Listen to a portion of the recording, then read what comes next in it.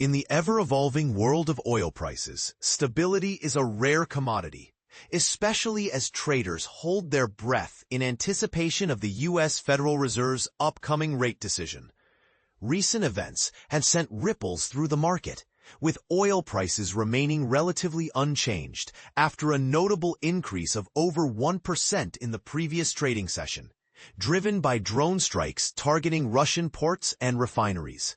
This situation has left many wondering, what will happen next? As of early Wednesday, Brent crude futures saw a slight decline of 1 cent, settling at $68.46 per barrel, while U.S. West Texas Intermediate crude futures mirrored this trend, also dropping by 1 cent to reach $64.51 per barrel. But what's fueling this cautious atmosphere?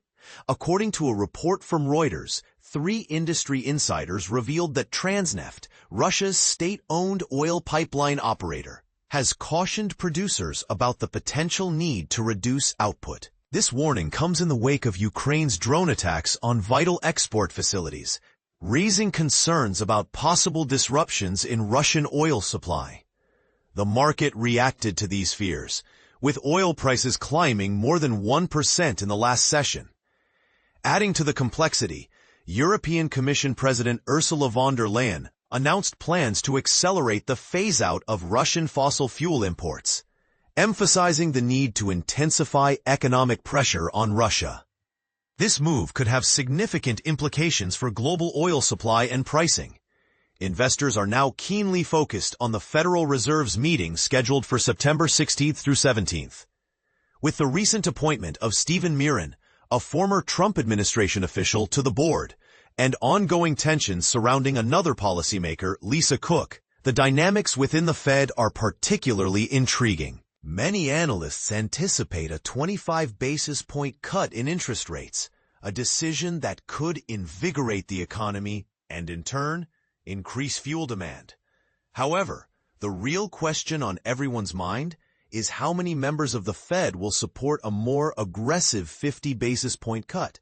Market analyst Tony Sycamore pointed out that the tone of Fed Chair Jerome Powell during the subsequent press conference will be crucial in shaping market sentiment.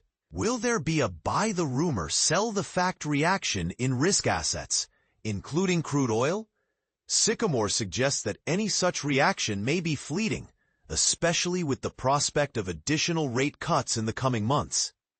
In a potentially positive development for oil prices, recent data indicated a decline in U.S. crude and gasoline inventories, while distillate stocks saw an increase.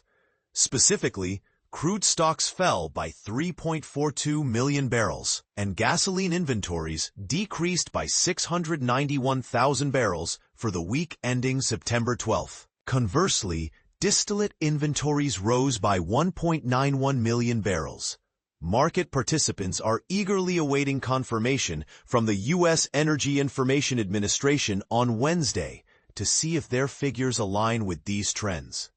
A Reuters poll has suggested that analysts expect crude inventories to have decreased by approximately 900,000 barrels, while distillate stockpiles are projected to have risen by about 1 million barrels, and gasoline stockpiles are anticipated to increase by around 100,000 barrels. As we navigate these turbulent waters, it's clear that the interplay between geopolitical events, economic policy, and market reactions will continue to shape the oil landscape. What are your thoughts on the potential impact of the Fed's decision on oil prices? Do you believe the market is overreacting to geopolitical tensions? Or is there a valid concern for supply disruptions? Share your opinions in the comments.